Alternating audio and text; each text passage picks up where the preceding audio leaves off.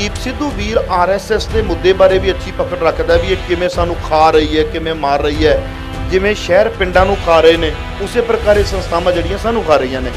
ਉਹ ਕਹਿੰਦੇ ਵੀ ਏਡੀ ਤਿਆਰੀ ਹੈ, ਕਿਤੇ ਐਸਾ ਤਾਂ ਨਹੀਂ ਤਿਆਰ ਕਰਕੇ ਸਾਡੇ ਵਿੱਚ ਦੀਪ ਸਿੱਧੂ ਨੂੰ ਛੱਡਿਆ ਪਵੇ। ਮਾਈਂਡਸ ਨੂੰ ਪ੍ਰੈਜੁਡਿਸ ਕਰ ਦੇਣਾ, ਸਿਰਫ ਇੰਨਾ ਹੀ ਵੀ ਇਹ ਤਾਂ ਆਰਐਸਐਸ ਨੇ ਭੇਜਿਆ। ਹੁਣ ਉੱਥੇ ਕੋਈ ਲੌਜਿਕ ਨਹੀਂ ਹੁੰਦਾ।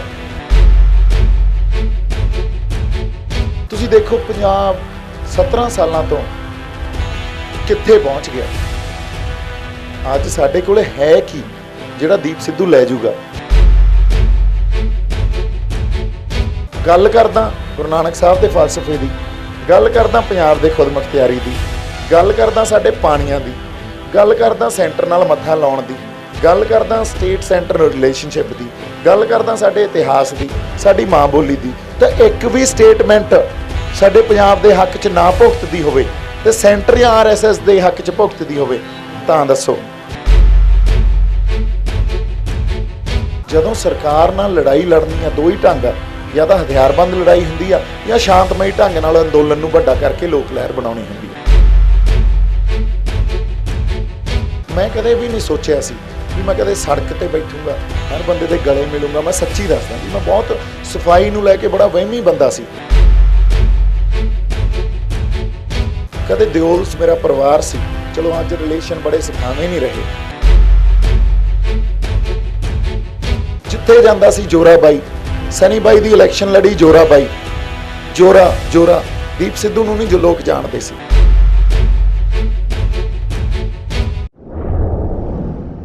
ਦੇਸ਼ ਵਿਦੇਸ਼ ਦੇ ਸਾਰੇ ਹੀ ਦਰਸ਼ਕਾਂ ਦਾ ਤੁਹਾਡੇ ਆਪਣੇ ਸੇਵਕ ਹਰਪ੍ਰੀਤ ਸਿੰਘ ਮਖੂ ਵੱਲੋਂ ਦਿਲ ਦੀਆਂ ਗਹਿਰਾਈਆਂ ਤੋਂ ਸਵਾਗਤ ਹੈ। ਦਰਸ਼ਕੋ, ਤੁਹਾਡੇ ਨਾਲ ਇੱਕ ਵਾਅਦਾ ਕਰਕੇ ਗਿਆ ਸਾਂ ਕਿ ਬੜੀ ਜਲਦੀ ਤੁਹਾਡੀ ਸੇਵਾ ਦੇ ਵਿੱਚ ਦੁਬਾਰਾ ਹਾਜ਼ਰ ਹੋਵਾਂਗਾ। ਵੀਰ ਦੀਪ ਸਿੱਧੂ ਦੇ ਨਾਲ ਸ਼ੰਭੂ ਬਾਰਡਰ ਮੋਰਚੇ ਤੋਂ ਗੱਲਾਂ ਬਾਤਾਂ ਕਰਾਂਗੇ ਤੇ ਉਹ ਸਾਰੇ ਸਵਾਲਾਂ ਦੇ ਜਵਾਬ ਲਵਾਂਗੇ ਜੋ ਕਈ ਆਪਣਿਆਂ ਵੱਲੋਂ ਆਉਂਦੇ ਨੇ ਤੇ ਕੁਝ ਵਿਰੋਧੀਆਂ ਵੱਲੋਂ ਆਉਂਦੇ ਨੇ। ਔਰ ਮੈਂ ਕਈ ਵਾਰੀ ਕਹਿਣਾ ਹੁੰਦਾ ਵੀ ਵਿਰੋਧ ਹੀ ਵਿਕਾਸ ਹੈ ਜੇ ਸਹੀ ਢੰਗ ਨਾਲ ਇਸ ਨੂੰ ਲਿਆ ਜਾਵੇ ਤੇ ਉਹ ਜਿਹੜੇ ਸਵਾਲ ਨੇ ਉਹਨਾਂ ਦੇ ਜਵਾਬ ਲੈਣ ਦਾ ਆਪਾਂ ਯਤਨ ਕਰਦੇ ਹਾਂ। ਵੀਰ ਦੀਪ ਸਿੱਧੂ ਮੇਰੇ ਨਾਲ ਨੇ, ਆਓ ਗੱਲਬਾਤ ਸ਼ੁਰੂ ਕਰੀਏ। ਸਭ ਤੋਂ ਪਹਿਲਾਂ ਦੀਪ ਸਿੱਧੂ ਵੀਰ ਦਾ ਇਸ ਪ੍ਰੋਗਰਾਮ ਦੇ ਵਿੱਚ ਜੋ ਅਕਾਲ ਚੈਨਲ ਦੇ ਰਾਹੀਂ ਲੱਖਾਂ ਦਰਸ਼ਕ ਦੇਖਦੇ ਨੇ, ਸਭਨਾਂ ਦੇ ਵੱਲੋਂ ਦੀਪ ਸਿੱਧੂ ਵੀਰ ਦਾ ਸਵਾਗਤ ਕੀਤਾ ਜਾਂਦਾ। ਵੀਰ ਜੀ, ਵਾਹਿਗੁਰੂ ਜੀ ਕਾ ਖਾਲਸਾ, ਵਾਹਿਗੁਰੂ ਜੀ ਕੀ ਫਤਿਹ। ਵਾਹਿਗੁਰੂ ਜੀ ਕਾ ਖਾਲਸਾ, ਵਾਹਿਗੁਰੂ ਜੀ ਕੀ ਫਤਿਹ। ਥੈਂਕ ਯੂ, ਧੰਨਵਾਦ ਬਾਈ ਜੀ। ਦੀਪ ਸਿੱਧੂ ਵੀਰ ਜੀ, ਜਦੋਂ ਆਪਾਂ ਫਸਟ ਐਪੀਸੋਡ ਖਤਮ ਕੀਤਾ ਸੀ ਤੇ ਮੇਰੇ ਮਨ ਦੇ ਵਿੱਚ ਇੱਕ ਸਵਾਲ ਸੀ, ਪਰ ਸਮੇਂ ਦੀਆਂ ਘੜੀਆਂ ਮੈਨੂੰ ਰੋਕਦੀਆਂ ਸੀ। ਹਰ ਚੀਜ਼ ਮਰਿਆਦਾ ਦੇ ਵਿੱਚ ਹੀ ਚੰਗੀ ਲੱਗਦੀ ਹੈ। ਸਿਆਣੇ ਕਹਿੰਦੇ ਪਾਣੀ ਕਿਨਾਰਿਆਂ ਦੀ ਮਰਿਆਦਾ ਵਿੱਚ ਰਹੇ ਤੇ ਠੀਕ। ਪਾਣੀ ਨੂੰ ਬੰਨ ਉਦੋਂ ਮਾਰਨੇ ਪੈਂਦੇ ਨੇ ਜਦੋਂ ਕਿਨਾਰਿਆਂ ਦੀ ਮਰਿਆਦਾ ਟੱਪ ਜਾਵੇ। ਅੱਗ ਚੁੱਲ੍ਹੇ ਦੀ ਮਰਿਆਦਾ ਵਿੱਚ ਰਹੇ ਤੇ ਠੀਕ, ਜਦੋਂ ਚੁੱਲ੍ਹੇ ਦੀ ਮਰਿਆਦਾ ਟੱਪ ਜਾਂਦੀ ਹੈ ਤੇ ਉਦੋਂ ਫਿਰ ਤੁਹਾਨੂੰ ਪਤਾ ਨੁਕਸਾਨ ਹੁੰਦਾ ਹੈ। ਸੋ ਇਸ ਕਰਕੇ ਸਮੇਂ ਦੀ ਵੀ ਇੱਕ ਮਰਿਆਦਾ ਹੁੰਦੀ ਹੈ। ਖਿਆਲ ਰੱਖਦੇ ਹੋਏ ਮੈਂ ਸਮਾਪਤੀ ਕੀਤੀ ਸੀ ਤੇ ਮੇਰੇ ਮਨ ਦੇ ਵਿੱਚ ਇੱਕ ਸਵਾਲ ਆਇਆ ਸੀ ਵੀ ਜਦੋਂ ਅਸੀਂ ਦੀਪ ਸਿੱਧੂ ਵੀਰ ਨਾਲ ਗੱਲਬਾਤ ਕਰਦੇ ਹਾਂ ਤੇ ਕੁਝ ਸੱਜਣ ਕਮੈਂਟਸ ਕਰਦੇ ਨੇ, ਉਹ ਕਹਿੰਦੇ ਵੀ ਦੀਪ ਸਿੱਧੂ ਵੀਰ ਜੇ ਤੁਸੀਂ ਸਿੱਖ ਇਤਿਹਾਸ ਦੀ ਗੱਲ ਕਰੋ ਤੇ ਬੜੀ ਅੱਛੀ ਪਕੜ ਰੱਖਦੇ ਨੇ, ਜੇ ਤੁਸੀਂ ਡਾਕਟਰ ਭੀਮ ਰਾਓ ਅੰਬੇਦਕਰ ਦੀ ਗੱਲ ਕਰੀਏ ਤੇ ਬੜੀ ਅੱਛੀ ਪਕੜ ਰੱਖਦੇ ਨੇ, ਉਹਨਾਂ ਦੀ ਵੋਲੀਅਮ ਦੇ ਵਿੱਚੋਂ ਕਾਫੀ ਚੀਜ਼ਾਂ ਤੁਸੀਂ ਹੁਣ ਕੋਡ ਕੀਤੀਆਂ ਨੇ। ਜੇ ਤੁਸੀਂ ਦਲਿਤ ਸਮਾਜ ਦੀ ਗੱਲ ਕਰੀਏ ਤੇ ਉਹਨਾਂ ਦੇ ਹੱਕਾਂ ਬਾਰੇ ਤੁਸੀਂ ਚੰਗੀ ਤਰ੍ਹਾਂ ਜਾਣੂ ਜੇ। ਉਹ ਕਹਿੰਦੇ ਵੀ ਦੀਪ ਸਿੱਧੂ ਵੀਰ ਆਰਐਸਐਸ ਦੇ ਮੁੱਦੇ ਬਾਰੇ ਵੀ ਅੱਛੀ ਪਕੜ ਰੱਖਦਾ ਵੀ ਇਹ ਕਿਵੇਂ ਸਾਨੂੰ ਖਾ ਰਹੀ ਹੈ, ਕਿਵੇਂ ਮਾਰ ਰਹੀ ਹੈ। ਜਿਵੇਂ ਸ਼ਹਿਰ ਪਿੰਡਾਂ ਨੂੰ ਖਾ ਰਹੇ ਨੇ, ਉਸੇ ਪ੍ਰਕਾਰ ਇਹ ਸੰਸਥਾਵਾਂ ਜਿਹੜੀਆਂ ਸਾਨੂੰ ਖਾ ਰਹੀਆਂ ਨੇ। ਉਹ ਕਹਿੰਦੇ ਵੀ ਏਡੀ ਤਿਆਰੀ ਹੈ, ਕਿਤੇ ਐਸਾ ਤਾਂ ਨਹੀਂ ਤਿਆਰ ਕਰਕੇ ਸਾਡੇ ਵਿੱਚ ਦੀਪ ਸਿੱਧੂ ਨੂੰ ਛੱਡਿਆ ਹੋਵੇ। ਇਹਦੇ ਬਾਰੇ ਕੀ ਕਹਿਣਾ? ਬੜੀ ਸਾਦੀ ਜੀ ਗੱਲ ਆ ਜੀ ਇਹ। ਪਹਿਲਾਂ ਤਾਂ ਆਪਾਂ ਹਿਊਮਨ ਸਾਈਕੋਲੋਜੀ ਦੀ ਗੱਲ ਕਰਦੇ ਹਾਂ। ਜਦੋਂ ਤੁਸੀਂ ਸਿਸਟਮ ਨਾਲ ਮੱਥਾ ਲਾਉਣੇ ਹੋ ਜਾਂ ਸਿਧਾਂਤਾਂ ਦਾ ਖੰਡਨ ਕਰਦੇ ਹੋ ਜਿਹੜੇ ਚੱਲੇ ਆ ਰਹੇ ਆ, ਤਾਂ ਵਿਰੋਧਤਾ ਹੋਣੀ ਤੁਹਾਡੀ ਲਾਜ਼ਮੀ ਆ। ਇਹ ਨੈਚੁਰਲ ਪ੍ਰੋਸੈਸ ਆ। ਹੁਣ ਜਿਹੜੀ ਵਿਰੋਧਤਾ ਹੁੰਦੀ ਆ, ਵਿਰੋਧੀਆਂ ਨੇ ਜਾਂ ਕਿਸੇ ਬੰਦੇ ਨੇ ਵੀ ਜਾਂ ਅਦਰਵਾਈਜ਼ ਵੀ ਮਨ 'ਚ ਗੱਲ ਆ ਸਕਦੀ ਆ, ਉਹਨਾਂ ਨੇ ਗੱਲ ਹੀ ਕਹਿਣੀ ਹੁੰਦੀ ਆ। ਔਰ ਹਿਊਮਨ ਮਾਈਂਡ ਆਪਣਾ ਇਹੋ ਜਿਹਾ, ਉਹ ਨੈਗੇਟਿਵਿਟੀ ਨੂੰ ਬੜਾ ਜਲਦੀ ਐਕਸੈਪਟ ਕਰਦਾ। ਇਹ ਹਿਊਮਨ ਸਾਈਕੋਲੋਜੀ ਆ। ਮਾਈਂਡਸ ਨੂੰ ਪ੍ਰੈਜੁਡਿਸ ਕਰ ਦੇਣਾ, ਸਿਰਫ ਇੰਨਾ ਹੀ ਵੀ ਇਹ ਤਾਂ ਆਰਐਸਐਸ ਨੇ ਭੇਜਿਆ। ਹੁਣ ਉੱਥੇ ਕੋਈ ਲੌਜਿਕ ਨਹੀਂ ਹੁੰਦਾ। ਔਰ ਮੈਂ ਜੇ ਲੌਜਿਕ ਦੇਈ ਵੀ ਜਾਵਾਂ ਤਾਂ ਉਹ ਅਸਰ ਨਹੀਂ ਕਰੂਗਾ। ਇਹ ਟਾਈਮ ਨੇ ਹੀ ਦੱਸਣਾ ਹੁੰਦਾ। ਸਭ ਤੋਂ ਵੱਡੀ ਗੱਲ ਆ ਇਹਦਾ ਜਿਹੜਾ ਜਵਾਬ ਟਾਈਮ ਦਿੰਦਾ। ਪਰ ਫਿਰ ਵੀ ਜੇ ਮੈਂ ਦੋ ਤਿੰਨ ਗੱਲਾਂ ਕਹਾਂ, ਤੁਸੀਂ ਦੇਖੋ ਪੰਜਾਬ 17 ਸਾਲਾਂ ਤੋਂ ਕਿੱਥੇ ਪਹੁੰਚ ਗਿਆ।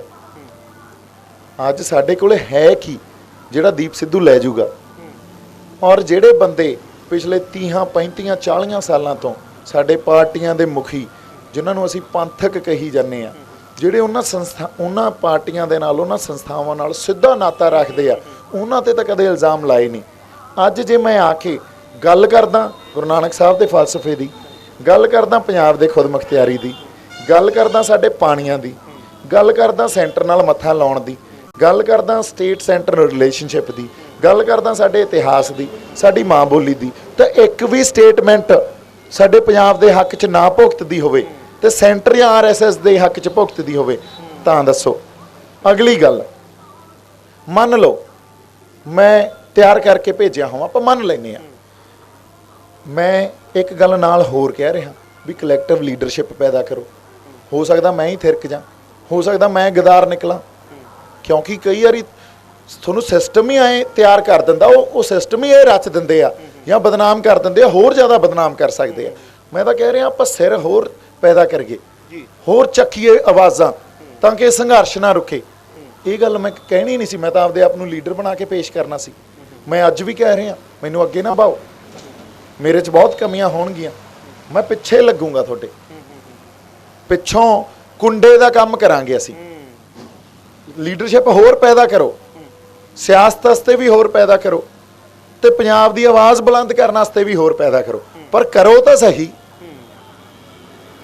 ਮੈਨੂੰ ਕੋਈ ਅਹੁਦਾ ਨਹੀਂ ਚਾਹੀਦਾ ਜੀ, ਨਾ ਹੀ ਮੈਂ ਕੋਈ ਜਿਵੇਂ ਇਹ ਕਹਾਂ ਵੀ ਉਹ ਅਹੁਦੇ ਮੈਨੂੰ ਬਹੁਤ ਐਕਸਾਈਟ ਕਰਦੇ ਆ ਵੀ ਐਮਐਲਏ ਬਣ ਜਾਓ। ਮੈਂ ਜਮਾਂ ਹੀ ਕੁਛ ਨਹੀਂ ਜਾਣਦਾ ਜੀ ਇਸ ਗੱਲ ਨੂੰ, ਅਸਲ 'ਚ ਮੇਰੇ ਤੋਂ ਪੁੱਛੋ ਤਾਂ। ਸੋ ਇਸ ਕਰਕੇ ਕਿਸੇ ਫਰੰਟ ਤੇ ਆ ਕੇ ਤਾਂ ਮੇਰੇ ਲੌਜਿਕ ਨਾਲ ਤਾਂ ਗੱਲ ਕਰੀਏ ਵੀ ਮੈਂ ਉਹਨਾਂ ਦੀ ਹਮਾਇਤ ਜੇ ਛੁਪੇ ਢੰਗ 'ਚ ਜਾਂ ਲੁਕਵੇਂ ਤਰੀਕੇ 'ਚ ਕਰ ਰਿਹਾ ਤਾਂ ਕਿਵੇਂ ਕਰ ਰਿਹਾ, ਕੋਈ ਲੌਜਿਕ ਤਾਂ ਨਿਕਲੇ ਕਿਤੋਂ। ਨਾ ਤਾਂ ਮੈਂ ਕੋਈ ਅਹੁਦਾ ਲੈਣ ਵਾਸਤੇ ਤਿਆਰ ਹਾਂ, ਮੈਂ ਕਹਿ ਰਿਹਾ ਸੰਗਤ ਦਾ ਜੋ ਹੁਕਮ ਹੋਊਗਾ ਉਵੇਂ ਹੀ ਹੋਊਗਾ। ਫਿਰ ਮੇਰੇ ਕੋਲੇ ਹੈ ਕੀ ਵੀ ਮੈਂ ਤੁਹਾਨੂੰ ਵੇਚ ਦੂੰਗਾ। ਨਾ ਮੈਂ ਕਿਸੇ ਸਿਆਸਤ ਦਾ ਪਾਰਟ ਹਾਂ, ਨਾ ਕਿਸਾਨ ਜਥੇਬੰਦੀਆਂ ਦੇ ਨਾਲ ਬਹਿਣਾ, ਨਾ ਸਰਕਾਰ ਦਾ ਹਿੱਸਾ, ਨਾ ਪੰਜਾਬ ਦੇ ਕਿਸੇ ਇਹੋ ਜਿਹੀ ਸੰਸਥਾ ਦਾ ਹਿੱਸਾ ਜਿੱਥੋਂ ਮੈਂ ਇਤਿਹਾਸ ਹੀ ਚੱਕ ਕੇ ਉਹਨਾਂ ਨੂੰ ਫੜਾ ਆਊਂਗਾ। ਮੈਂ ਤਾਂ ਇੱਥੋਂ ਤੱਕ ਸਟੇਟਮੈਂਟ ਦੇਈ ਬੈਠਾ ਵੀ ਸਾਡੇ ਸ਼੍ਰੀ ਗੁਰੂ ਗ੍ਰੰਥ ਸਾਹਿਬ ਦੇ ਸਰੂਪ ਜੇ ਕਿਤੇ ਗਏ ਆ ਤਾਂ ਉਹ ਗਿਣੀ ਮਿਥੀ ਸਾਜ਼ਿਸ਼ ਆ। ਕੌਣ ਬੋਲੂਗਾ ਇਹ ਗੱਲ? ਸੋ ਗੱਲ ਮੇਰੀ ਕਿਸੇ ਦੇ ਨਾਲ ਭਾਈਬੰਦੀ ਜਾਂ ਮੈਂ ਗਦਾਰ ਨਿਕਲਾਂ ਇਹ ਨਹੀਂ ਹੋਣੀ ਚਾਹੀਦੀ। ਸਾਨੂੰ ਕਰਨਾ ਕੀ ਚਾਹੀਦਾ ਉਹ ਹੋਣੀ ਚਾਹੀਦੀ ਆ। ਮੈਂ ਉਹ ਗੱਲਾਂ ਕਰ ਰਿਹਾ ਕਿ ਨਹੀਂ ਕਰ ਰਿਹਾ ਉਹ ਗੱਲ ਜ਼ਰੂਰੀ ਆ। ਜੋ ਪੰਜਾਬ ਨੂੰ ਕਰਨਾ ਚਾਹੀਦਾ ਉਹ ਗੱਲ ਤੇ ਮੈਂ ਖੜਾ, ਪਹਿਰਾ ਦੇ ਰਿਹਾ ਕਿ ਨਹੀਂ ਦੇ ਰਿਹਾ ਉਹ ਜ਼ਿਆਦਾ ਜ਼ਰੂਰੀ ਆ। ਮੈਂ ਇਸੇ ਕਰਕੇ ਕਹਿ ਰਿਹਾ ਵਾਰ-ਵਾਰ, ਇਸ ਅੰਦੋਲਨ 'ਚੋਂ ਅਸੀਂ ਕਲੈਕਟਿਵ ਲੀਡਰਸ਼ਿਪ ਪੈਦਾ ਕਰੀਏ। ਪੰਜਾਬ ਕੋਲੇ ਬੈਠੇ ਆ ਸਿਰ, ਪੰਜਾਬ ਕੋਲੇ ਆਵਾਜ਼ਾਂ ਹੈਗੀਆਂ, ਪੰਜਾਬ ਕੋਲੇ ਕਲਮਾਂ ਹੈਗੀਆਂ ਜਿਹੜੀਆਂ ਆਵਾਜ਼ਾਂ ਬੁਲੰਦ ਹੁੰਦੀਆਂ ਤੇ ਕਲਮਾਂ ਲਿਖਦੀਆਂ। ਇੱਥੋਂ ਹੀ ਇਸ ਮੰਚ ਤੋਂ ਹੀ ਬਹੁਤ ਬੰਦੇ ਬੋਲ ਕੇ ਗਏ ਆ। ਅਸੀਂ ਕਿਉਂ ਨਹੀਂ ਉਹਨਾਂ ਨਾਲ ਬਹਿੰਦੇ? ਅਸੀਂ ਕਿਉਂ ਨਹੀਂ ਉਹਨਾਂ ਨੂੰ ਅੱਗੇ ਹੋਰ ਜ਼ਿਆਦਾ ਸੰਗਤ 'ਚ ਰੂਬਰੂ ਕਰਾ ਕੇ ਤੇ ਉਹਨਾਂ ਨੂੰ ਹੋਰ ਜ਼ਿਆਦਾ ਮਕਬੂਲ ਕਰਾਉਂਦੇ? ਸਾਨੂੰ ਕਰਨੀਆਂ ਚਾਹੀਦੀਆਂ ਇਹ ਗੱਲਾਂ। ਸਾਡਾ ਮਕਸਦ ਹੀ ਇਹ ਆ। ਇੱਕ ਤਾਂ ਚਲੋ ਦਿੱਲੀ ਨਾਲ ਤਾਂ ਲੜ ਹੀ ਰਹੇ ਆ, ਪਰ ਨਾਲ ਨਾਲ ਆਹ ਮਕਸਦ ਵੀ ਹੈ ਕਿ ਨੈਰੇਟਿਵ ਤਾਂ ਕ੍ਰੀਏਟ ਕਰ ਰਹੇ ਆ, ਜਿਹੜੇ ਲੋਕਾਂ ਨੂੰ ਨੈਰੇਟਿਵ ਜਾ ਕੀ ਰਿਹਾ, ਬਿਰਤਾਂਤ ਕੀ ਰਚ ਰਹੇ ਆ, ਸੋਚ ਕੀ ਦੇ ਰਹੇ ਆ, ਖੁਦ ਮੁਖਤਿਆਰੀ, ਆਪਦੇ ਹੱਕ ਤੇ ਆਪਦੇ ਫੈਸਲੇ ਅਸੀਂ ਆਪ ਕਰੀਏ। ਪਰ ਇੱਕਦਮ ਜੋਰਾ 10 ਨੰਬਰੀਆ ਪੰਥ ਦਰਦੀ ਸਮਾਜ ਸੇਵੀ ਬਣ ਕੇ ਇੱਕਦਮ ਕਿਵੇਂ ਨਿਕਲਿਆ? ਇਹਦਾ ਕਾਰਨ ਕੀ ਬਣਿਆ? ਲਾਈਫ ਦੇ ਵਿੱਚ ਕੁਛ ਨਾ ਕੁਛ ਐਸਾ ਵਾਪਰਦਾ ਹੈ। ਜੇ ਕਿਸੇ ਨੂੰ ਮੈਂ ਪੁੱਛਾਂ ਵੀ ਕੀ ਹੋਇਆ, ਉਹ ਕਹਿੰਦਾ ਜੀ ਆਹ ਜ਼ਿੰਦਗੀ ਦੇ ਵਿੱਚ ਭਾਣਾ ਵਾਪਰ ਗਿਆ, ਮੈਂ ਉਸ ਦਿਨ ਤੋਂ ਬਾਅਦ ਮੇਰੀ ਲਾਈਫ ਬਦਲੀ। ਪਰ ਇਹ ਜੋਰਾ 10 ਨੰਬਰੀਆ ਇੱਕਦਮ ਦੀਪ ਸਿੱਧੂ, ਪੰਥ ਦਰਦੀ, ਸਮਾਜ ਸੇਵੀ ਔਰ ਪੰਥਕ ਮੁੱਦਿਆਂ ਦੇ ਉੱਪਰ ਤੁਸੀਂ ਫਿਲਮ ਦੀ ਐਕਟਿੰਗ ਕਰਦੇ ਹੁੰਦੇ ਸੀ ਕਿ ਸਿੱਖ ਹਿਸਟਰੀ ਪੜ੍ਹਦੇ ਰਹੇ ਹੋ, ਇੰਨੀ ਨੌਲੇਜ ਇੱਕਦਮ ਆਈ ਕਿਵੇਂ? ਇਹ ਗੱਲ ਤੁਹਾਡੀ ਜਮਾਂ ਸਹੀ ਹੈ ਜੀ। ਦੇਖੋ ਜਿਹੜੀ ਨੌਲੇਜ ਸੀ, ਮੇਰਾ ਪਰਿਵਾਰ ਉਸ ਸੰਘਰਸ਼ 'ਚ ਸਾਡੇ ਖਾੜਕੂ ਸੰਘਰਸ਼ ਨਾਲ ਸੰਬੰਧ ਰੱਖਦਾ ਜੀ। ਮੇਰੇ ਤੁਸੀਂ ਫੇਸਬੁੱਕ ਤੇ ਪੁਰਾਣੀਆਂ ਜਿਹੜੀਆਂ ਮੇਰੀਆਂ ਪੋਸਟਾਂ ਜਾ ਕੇ ਦੇਖ ਲਓ, 4-4 5-5 ਸਾਲ ਪੁਰਾਣੀਆਂ ਵੀ, ਉੱਥੇ ਵੀ ਤੁਹਾਨੂੰ ਸੰਤ ਜਰਨੈਲ ਸਿੰਘ ਭਿੰਡਰਾਂ ਵਾਲੇ ਤੇ ਸਾਡੇ ਜਥੇਦਾਰ ਗੁਰਜੰਟ ਸਿੰਘ ਬੁੱਸਿੰਘ ਵਾਲੇ ਇਹ ਮਿਲ ਜਾਣਗੇ। ਮੇਰੀ ਇੰਟਰਵਿਊ ਸੁਣ ਲਓ, ਉੱਥੇ ਵੀ ਬੰਦੇ ਬਹੁਤ ਚੰਗੇ ਸੀ, ਪਰ ਸਰਕਾਰਾਂ ਨੇ ਬਦਨਾਮ ਕਰਤੇ। ਉਹ ਪੰਜਾਬ ਦੇ ਹੱਕਾਂ ਦੀ ਗੱਲ ਕਰਦੇ ਸੀ।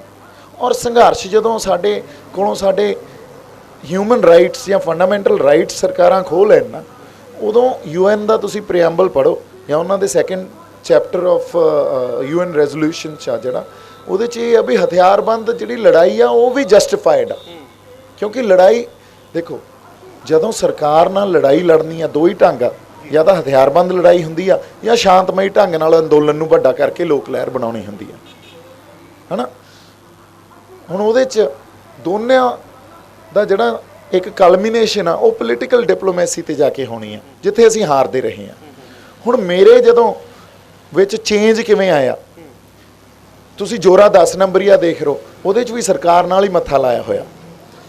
ਫਿਰ ਇੱਕ ਹੋਰ ਗੱਲ ਆ ਜਿਹੜੀ ਮੈਂ ਬਹੁਤ ਪ੍ਰਪੱਖ ਰੂਪ 'ਚ ਸਮਝਦਾ ਤੇ ਮੰਨਦਾ ਇਸ ਗੱਲ ਨੂੰ, ਜਦੋਂ ਤੁਹਾਡੇ ਅੰਦਰ ਕੋਈ ਚਿਣਗ ਜਾਗਦੀ ਹੈ ਨਾ, ਹਮੇਸ਼ਾ ਤੁਹਾਨੂੰ ਤੁਹਾਡਾ ਕੌਨਸ਼ੀਅਸ ਮਾਈਂਡ ਨਹੀਂ ਡਾਇਰੈਕਟ ਕਰਦਾ, ਤੁਹਾਨੂੰ ਡਾਇਰੈਕਸ਼ਨ ਜਾਂ ਜ਼ਿੰਦਗੀ ਦੀ ਸੇਧ ਸਬਕੌਨਸ਼ੀਅਸ ਮਾਈਂਡ ਤੋਂ ਵੀ ਆਉਂਦੀ ਆ।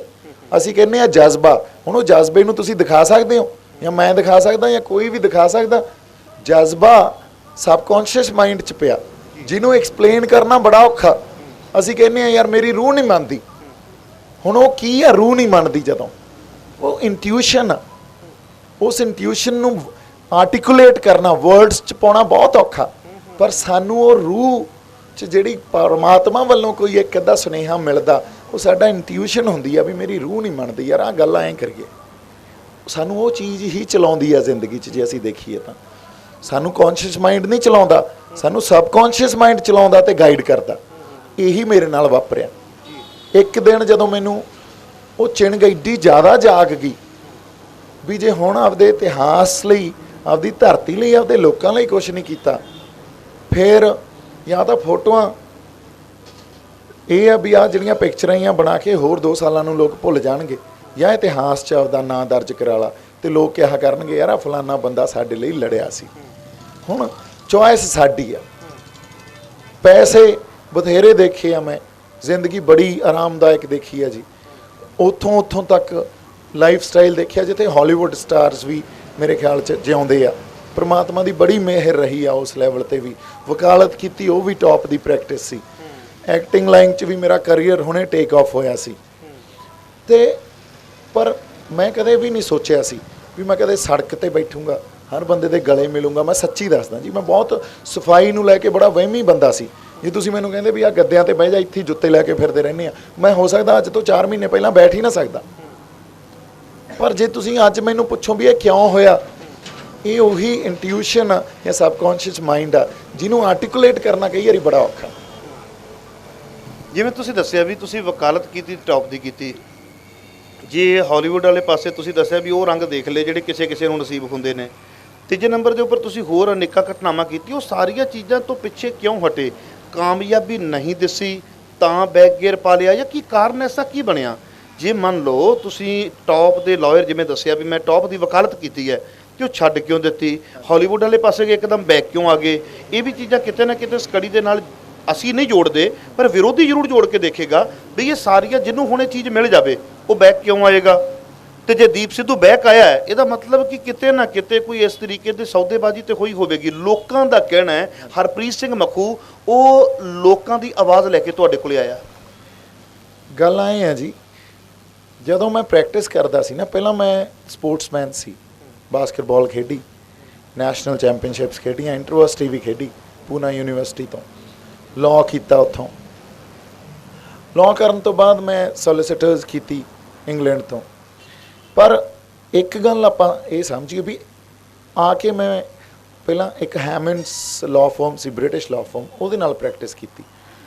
ਉਦੋਂ ਬਾਅਦ ਮੈਂ ਬੰਬੇ ਪ੍ਰੈਕਟਿਸ ਕਰਨ ਲੱਗ ਗਿਆ ਤੇ ਪ੍ਰੈਕਟਿਸ 'ਚ ਪ੍ਰਮਾਤਮਾ ਨੇ, ਸੱਚੇ ਪਾਤਸ਼ਾਹ ਨੇ ਐਡੀ ਜ਼ਿਆਦਾ ਕਾਮਯਾਬੀ ਬਖਸ਼ੀ ਵੀ ਇੱਕ ਟਾਈਮ ਜਿਹੜਾ ਫਿਲਮ ਇੰਡਸਟਰੀ ਆ ਉਹਦਾ ਮੰਨਿਆ ਪ੍ਰਮੰਨਿਆ ਲਾਇਰ ਜੇ ਆਪਾਂ ਕਹੀਏ ਤਾਂ ਉਹਨਾਂ ਨਾਵਾਂ 'ਚ ਮੈਂ ਸ਼ਾਮਲ ਹੋ ਗਿਆ ਜੀ। ਕਿਤੇ ਨਾ ਕਿਤੇ ਮੈਨੂੰ ਐਂ ਲੱਗਿਆ ਵੀ ਮੇਰੀ ਜੇ ਅੰਦਰ ਦੀ ਜਿਹੜੀ ਇੱਕ ਇਨੋਸੈਂਸ ਆ ਨਾ, ਉਹ ਇਸ ਪਦਾਰਥਵਾਦ ਅਤੇ ਮਟੀਰੀਅਲਿਸਟਿਕ ਸੁਸਾਇਟੀ ਨੇ ਉਹਨੂੰ ਡਿਸਟਰੋਏ ਕਰ ਦੇਣਾ, ਜਾਂ ਮੇਰੀ ਇੱਕ ਪਰਸਨੈਲਿਟੀ ਨੂੰ ਇਸ ਜਿਹੜਾ ਸਾਰਾ ਲੀਗਲ ਫੀਲਡ ਦਾ ਇੱਕ ਵਰਤਾਰਾ ਵੀ 24 ਘੰਟੇ ਤੁਸੀਂ ਲੋਕਾਂ ਦੀਆਂ ਟੈਨਸ਼ਨਾਂ ਹੀ ਆਪਦੇ ਸਿਰ ਤੇ ਲੈ ਕੇ ਫਿਰਦੇ ਰਹੋ, ਉਹਨੂੰ ਚੇਂਜ ਕਰ ਦੇਣਾ। ਤੇ ਮੇਰੇ ਤੋਂ ਨਹੀਂ ਹੋ ਰਿਹਾ ਇਹ। ਤੇ ਕ੍ਰੀਏਟਿਵ ਫੀਲਡ 'ਚ ਮੇਰੀ ਪਹਿਲਾਂ ਤੋਂ ਰੁਚੀ ਸੀ। ਇੱਕ ਦਿਨ ਮੈਂ ਉਹ ਸਾਰੀ ਦੁਕਾਨ ਹੀ ਵਕਾਲਤ ਦੀ ਬੰਦ ਕਰਕੇ। ਮੇਰੀ ਆਪਦੀ ਲਾਅ ਫਰਮ ਸੀ ਲੈਕਸ ਲੀਗਲ, ਮੇਰੇ ਕੋਲੇ ਆਪਦੇ EMPLOYEES ਸੀ ਤੇ ਉਹਨੂੰ ਮੈਂ ਬੰਦ ਕਰਕੇ ਤੇ ਮੈਂ ਕਿਹਾ ਹੁਣ ਅੱਜ ਤੋਂ ਬਾਅਦ ਐਕਟਿੰਗ ਕਰਨੀ ਹੈ। ਅੱਛਾ, ਐਕਟਿੰਗ ਕਿਵੇਂ ਕਰਨੀ ਆ? ਤੁਸੀਂ ਦੇਖੋ ਸਫ਼ਰ, ਦੇਖੋ ਸਫ਼ਰ ਹੀ ਸਭ ਕੁਝ ਦੱਸਦਾ ਹੁੰਦਾ ਸਾਨੂੰ ਵੀ ਬੰਦਾ ਇਹਦਾ ਕਿਰਦਾਰ ਪਤਾ ਲੱਗਦਾ। ਐਕਟਿੰਗ ਕਰਨੀ ਆ ਤਾਂ ਮੈਂ ਕਦੇ ਵੀ ਕਿਸੇ ਕੋਲੇ ਕੋਈ ਆਡੀਸ਼ਨ ਨਹੀਂ ਦੇਣ ਗਿਆ, ਕਿਸੇ ਪ੍ਰੋਡਕਸ਼ਨ ਹਾਊਸ 'ਚ ਕੰਮ ਮੰਗਣ ਨਹੀਂ ਗਿਆ। ਆਪ ਫਿਲਮਾਂ ਬਣਾਈਆਂ, ਆਪ ਪ੍ਰੋਡਕਸ਼ਨ ਹਾਊਸ ਸਿਰਜਿਆ ਤੇ ਆਪ ਫਿਲਮਾਂ ਕੀਤੀਆਂ। ਅੱਜ ਤੱਕ ਕਦੇ ਦਿਓਲਸ ਮੇਰਾ ਪਰਿਵਾਰ ਸੀ, ਚਲੋ ਅੱਜ ਰਿਲੇਸ਼ਨ ਬੜੇ ਸਿਖਾਵੇਂ ਨਹੀਂ ਰਹੇ ਕਿਉਂਕਿ ਜਿਹੜਾ ਮੈਂ ਸਟੈਂਡ ਲੈ ਲਿਆ, ਕਦੇ ਉਹਨਾਂ ਨੂੰ ਨਹੀਂ ਕਿਹਾ ਸੀ, ਕਦੇ ਸੰਜੇ ਬੰਸਾਲੀ ਨੂੰ ਕਿਹਾ ਨਹੀਂ ਸੀ, ਕਦੇ ਮੈਂ ਜਤਿੰਦਰ ਕਪੂਰ ਜਾਂ ਏਕਤਾ ਕਪੂਰ ਉਹਨਾਂ ਦਾ ਮੈਂ ਲੀਗਲ ਹੈਡ ਰਿਹਾ, ਪਰਿਵਾਰ ਵਾਂਗੂ ਮੰਨਦੇ ਆ, ਕਦੇ ਉਹਨਾਂ ਨੂੰ ਨਹੀਂ ਕਿਹਾ ਮੈਨੂੰ ਕੰਮ ਦਿਓ। ਕਦੇ ਮੈਂ ਹੋਰ ਸ਼ਾਹਰੁਖ ਖਾਨ ਜਾਂ ਉਹਨਾਂ ਦਾ ਵੀ ਵਕੀਲ ਆ, ਡਿਜ਼ਨੀ ਇੰਡੀਆ ਦਾ ਵਕੀਲ ਰਿਹਾ, PVR ਪਿਕਚਰਸ, PVR ਸਿਨੇਮਾ ਜਿਹੜੇ ਬਿਜਲੀ ਬ੍ਰਦਰਸ ਆ ਉਹਨਾਂ ਦਾ ਵਕੀਲ ਰਿਹਾ, ਸੋਨੀ ਪਿਕਚਰਸ LA ਤੋਂ ਚੱਲਦੇ ਆ ਉਹਨਾਂ ਦਾ ਵਕੀਲ ਰਿਹਾ। ਕਿਸੇ ਨੂੰ ਨਹੀਂ ਕਿਹਾ ਮੈਨੂੰ ਕੰਮ ਦਿਓ, ਨਾ ਕਿਤੇ ਜਾ ਕੇ ਬੈਠਾ। ਆਪ ਕੰਮ ਪੈਦਾ ਕੀਤਾ, ਆਪ ਫਿਲਮਾਂ ਬਣਾਈਆਂ, ਆਪ ਫਿਲਮਾਂ ਰਿਲੀਜ਼ ਕੀਤੀਆਂ। ਹੁਣ ਮਕਬੂਲੀਅਤ ਕਿੱਥੋਂ ਹੋਈ? ਮੇਰੀ ਸੈਕਿੰਡ ਫਿਲਮ ਜੋਰਾ 10 ਨੰਬਰੀਆ ਤੋਂ ਮੈਨੂੰ ਜੋਰਾ ਕਹਿਣ ਲੱਗ ਗਏ। ਦੀਪ ਦਾ ਨਾਂ ਕੋਈ ਨਹੀਂ ਜਾਣਦਾ ਸੀ, ਜੋਰਾ ਬਾਈ ਹੋ ਗਿਆ। ਜੋਰਾ ਉਦੋਂ ਸਰਸੇ ਵਾਲਾ ਸਾਧ ਸੀ ਜਿਹੜਾ, ਉਹਦਾ ਚੱਕਰ ਚੱਲ ਪਿਆ ਤੇ ਜਦੋਂ ਫਿਲਮ ਰਿਲੀਜ਼ ਹੋਈ ਤੇ ਕਰਫਿਊ ਲੱਗ ਪਿਆ। ਫਿਲਮ ਉਦੋਂ ਥੀਏਟਰ 'ਚ ਨਹੀਂ ਚੱਲੀ ਇੰਨੀ, ਪਰ ਬਾਅਦ 'ਚ ਨੈਟਫਲਿਕਸ ਤੇ ਲੋਕਾਂ ਨੇ ਦੇਖ ਕੇ, ਜਿਵੇਂ ਪੰਜਾਬੀ ਕਹਿੰਦੇ ਹੁੰਦੇ ਆ, ਤੁੱਕੀ ਕੱਢਤੀ। ਹੁਣ ਸੈਕਿੰਡ ਚੈਪਟਰ, ਉਦੋਂ ਬਾਅਦ ਇੱਕ ਹੋਰ ਫਿਲਮ ਆਈ ਰੰਗ ਪੰਜਾਬ, ਫਿਰ ਇੱਕ ਫਿਲਮ ਸਾਡੇ ਵਾਲੇ ਕੀਤੀ, ਉਹ ਹਜੇ ਰਿਲੀਜ਼ ਹੋਣੀ ਆ ਪੰਜਾਬ ਤੇ। ਬਹੁਤ ਕਮਾਲ ਦੀ ਫਿਲਮ ਆ ਉਹ, ਸਪੋਰਟਸਮੈਨ ਦੀ ਕਹਾਣੀ ਆ। ਫਿਰ ਜੋਰਾ ਦਾ ਸੈਕਿੰਡ ਚੈਪਟਰ ਕੀਤੀ।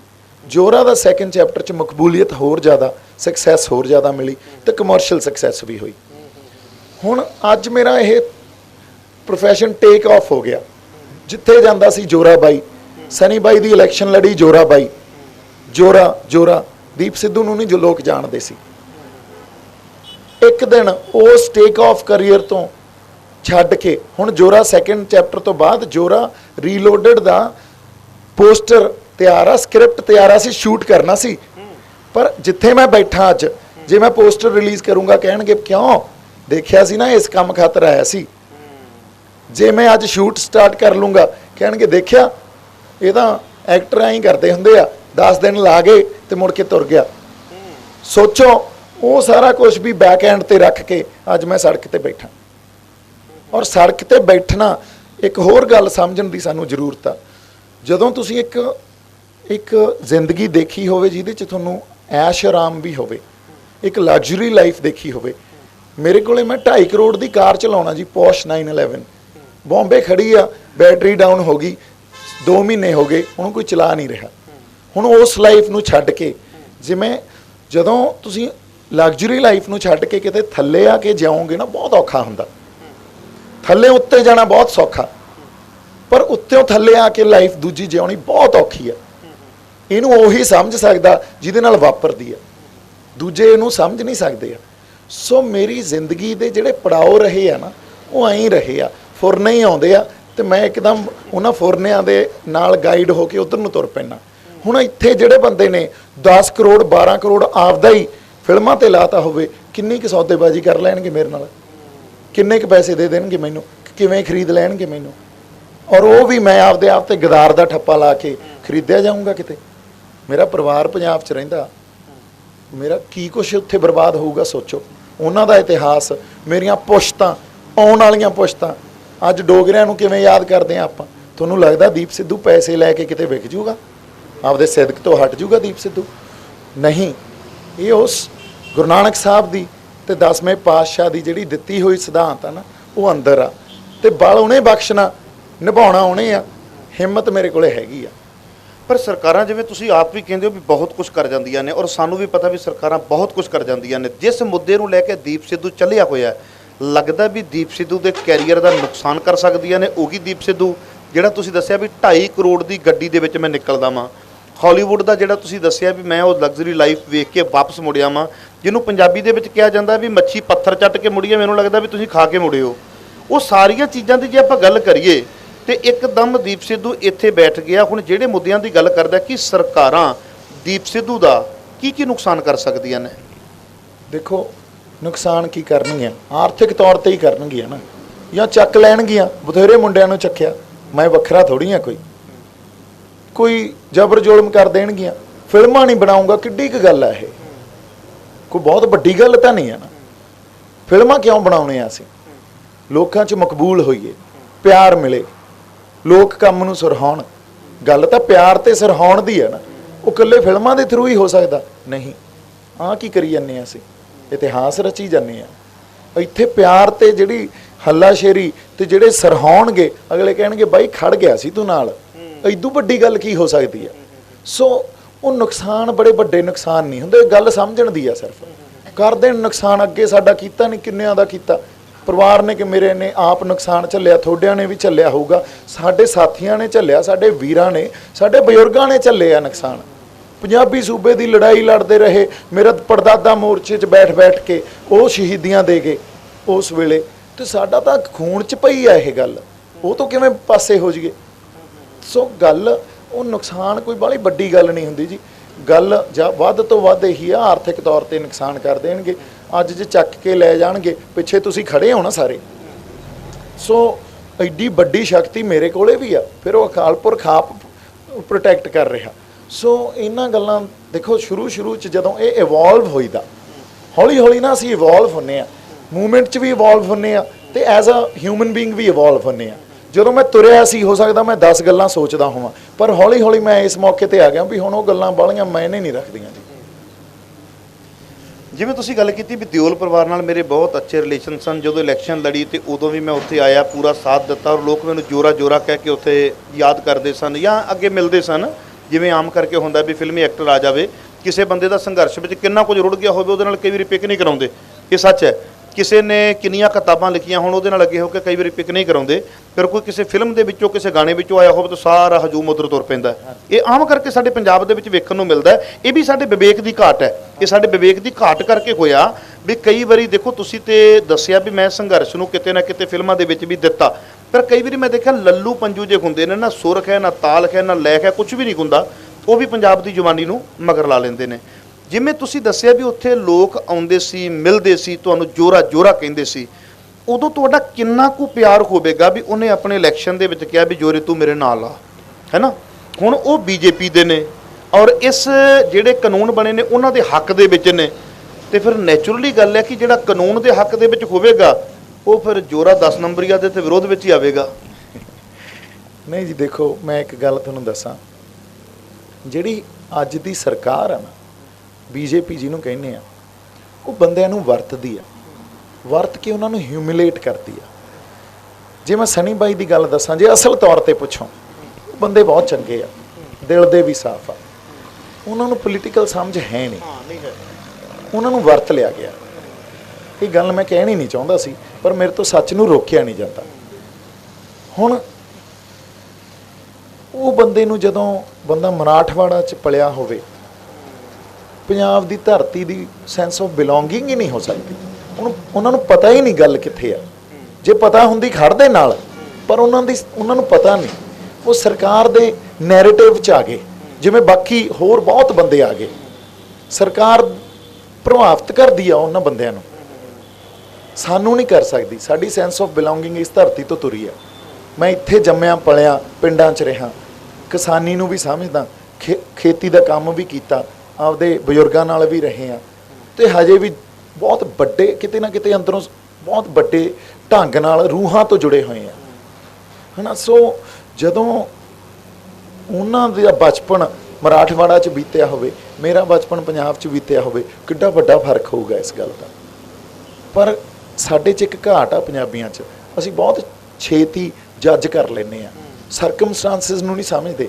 ਆਸ-ਪਾਸ ਉਸ ਵੇਲੇ ਦੇ ਕਿਸੇ ਇਤਿਹਾਸ ਦੀ ਸ਼ਖਸੀਅਤ ਨੂੰ ਵੀ ਅਸੀਂ ਕਿਵੇਂ ਸਮਝਦੇ ਹਾਂ ਵੀ ਅੱਛਾ ਉਹਨੇ ਆਹ ਗੱਲ ਕਹੀ ਸੀ, ਉਹ ਐਂ ਹੀ ਹੋਊਗਾ। ਪਰ ਜਦੋਂ ਇਤਿਹਾਸ ਦੀ ਸ਼ਖਸੀਅਤ ਨੂੰ ਅਸੀਂ ਸਮਝਣਾ ਹੋਵੇ, ਉਹਦੇ ਤੇ ਬਹੁਤ ਵੱਡੀ ਸਟੱਡੀ ਦੀ ਜ਼ਰੂਰਤ ਹੁੰਦੀ ਆ। ਉਦੋਂ ਰਾਜਸੀ ਮਾਹੌਲ ਕੀ ਸੀ, ਸਮਾਜਿਕ ਮਾਹੌਲ ਕੀ ਸੀ, ਉਦੋਂ ਈਵਨ এনवायरमेंटल ਮਾਹੌਲ ਕੀ ਸੀ।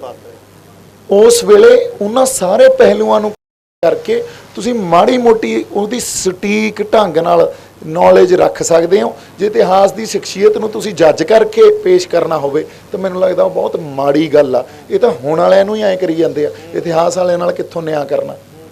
ਸੋ ਸਾਨੂੰ ਸ਼ਖਸੀਅਤਾਂ ਨੂੰ ਸਮਝਣਾ ਨਹੀਂ ਆਉਂਦਾ, ਅਸੀਂ ਮਾਰ ਖਾ ਜਾਂਦੇ ਹਾਂ ਇੱਥੇ। ਤੇ ਇਸ ਕਰਕੇ ਅਸੀਂ ਕਹਿ ਦਿੰਦੇ ਹਾਂ ਲੈ ਗਦਾਰ, ਲੈ ਫਿਰ ਗਿਆ, ਲੈ। ਪਰ ਉਹ ਸਮਝਦੇ ਨਹੀਂ ਉਹਦਾ ਮਾਹੌਲ ਕੀ ਹੋਊਗਾ, ਉਹ ਕਿੱਥੇ ਪਲਿਆ, ਕਿੱਥੇ ਵੱਡਾ ਹੋਇਆ, ਕਿੰਨੇ ਫਲਸਫੇ ਨੇ ਉਹਨੂੰ ਪਾਲਿਆ, ਸਾਨੂੰ ਕਿਹੜੇ ਫਲਸਫੇ ਨੇ ਪਾਲਿਆ। ਬਹੁਤ ਵੱਡਾ ਫਰਕ ਹੈ ਜੀ ਇਹ। ਦੀਪ ਸਿੱਧੂ ਜੀ, ਬੜੀਆਂ ਸੁੰਦਰ ਤੁਸੀਂ ਗੱਲਾਂ ਦੱਸੀਆਂ। ਔਰ ਜਿਵੇਂ ਤੁਸੀਂ ਦੱਸਿਆ ਵੀ ਜਿੱਥੇ ਅਸੀਂ ਜੰਮੇ ਪਲੇ ਹੁੰਦੇ ਹਾਂ ਉੱਥੋਂ ਦੇ ਵਾਤਾਵਰਣ ਦਾ ਸਾਡੇ 'ਤੇ ਪ੍ਰਭਾਵ ਹੋਣਾ, ਜਿਹੋ ਜਿਹੇ ਅਸੀਂ ਪਰਿਵਾਰ ਵਿੱਚੋਂ ਹੁੰਦੇ ਹਾਂ ਉਹ ਬਲੱਡ ਜੀਨਸ ਦੇ ਵਿੱਚ ਆਉਣੀਆਂ, ਸੰਸਕਾਰਕ ਰੂਪ ਦੇ ਵਿੱਚ ਆਉਣੀਆਂ। ਕਿਉਂਕਿ ਮਾਂ ਇਕੱਲਾ ਦੁੱਧ ਨਹੀਂ ਪਿਆਉਂਦੀ, ਦੁੱਧ ਦੇ ਰਾਹੀਂ ਮਾਂ ਬੜਾ ਕੁਝ ਪਰੋਸ ਕੇ ਬੱਚੇ ਦੇ ਅੰਦਰ ਪਾ ਦਿੰਦੀ ਹੈ। ਉਹ ਸਾਰੀਆਂ ਚੀਜ਼ਾਂ ਤੁਹਾਡੇ ਅੰਦਰ ਆਈਆਂ ਔਰ ਤੁਸੀਂ ਸਿੱਖ ਸੰਘਰਸ਼ ਨੂੰ ਸਮਝਿਆ। ਸਮਝਣ ਤੋਂ ਬਾਅਦ ਤੁਸੀਂ ਅੱਜ ਮੋਰਚੇ ਦਾ ਬਹੁਤ ਵੱਡਾ ਇੱਕ ਥੰਮ ਬਣ ਕੇ ਆਏ ਹੋ।